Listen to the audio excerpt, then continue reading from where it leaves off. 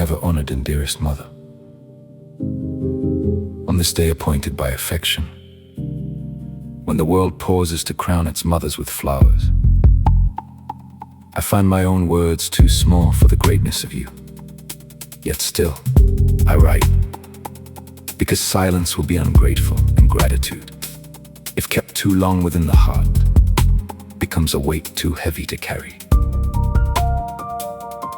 I cannot express the tenderness of my affection for you. It is the oldest language I know. Before I learned the names of stars, before I understood the seasons, before I could measure sorrow or joy, I knew your hand, your voice, your nearness. You were the first shelter I ever entered, the first music I ever heard, the first proof that love could exist without asking payment. Mother, you've been the quiet architecture of my life. Not always seen, but always holding. Not always praised, but always present. You carried burdens I never knew had names. You swallowed tears before they reached your face. You turned hunger into meals, fear into courage, darkness into morning. And when the world was cold, you made a fire from the little you had. 10,000 times I have been loved by you and failed to understand the cost of it.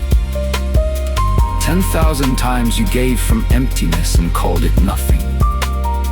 10,000 times you stood between me and the weather of this life, letting the storm spend itself upon you, so I might walk beneath a softer sky. I am sensible of your kindness now, more than when I was young. More than when I thought love was simply something mothers did. I know now that love is labor. Love is sacrifice. Love is waking while others sleep. Love is remembering what others forget. Love is being tired and still giving tenderness. Love is carrying the whole house in your heart and still asking everyone else if they are okay. If I have any virtue, it first borrowed light from you. If I have any strength, it was watered by your patience. If I have learned to endure, it is because I watched you continue. If I have learned to forgive, it is because I saw mercy in your eyes, even when life had given you reason to harden. If I have learned to believe, it is because your prayers rose over me like a covering. You were never merely my mother. You are my first teacher, my first chapel, my first homeland. In your arms, I learned the meaning of safety. In your correction, I learned the shape of wisdom. In your laughter, I learned that joy can survive hard days. In your silence, I learned that some pain is carried privately by those who love the deepest. There were days I did not see you clearly. Days I received your care as though it were common. Days I walked past your weariness because I was too young, too hurried, too selfish to notice. For every unseen sacrifice I am most truly obliged. For every meal, every prayer, every warning, every embrace, every coin stretched further than it should have gone. Every sleepless night hidden behind a smile. I thank you. And if this letter sounds too formal for the modern day, let it be so. Some love deserves old language. Some gratitude must be dressed in dignity.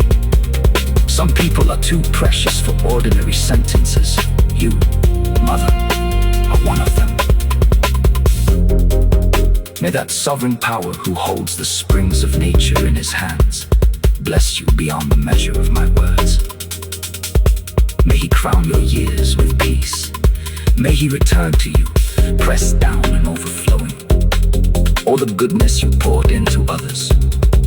May your heart be lightened of all burdens. May your hands, which have served so faithfully, receive rest. May your name be honored not only today, but in every life that has been made better because you loved. I know flowers fade, cards are folded away, songs pass into silence, but what you have given remains. It lives in me. It moves in the way I speak, the way I hope, the way I rise again after falling. You are written into my becoming.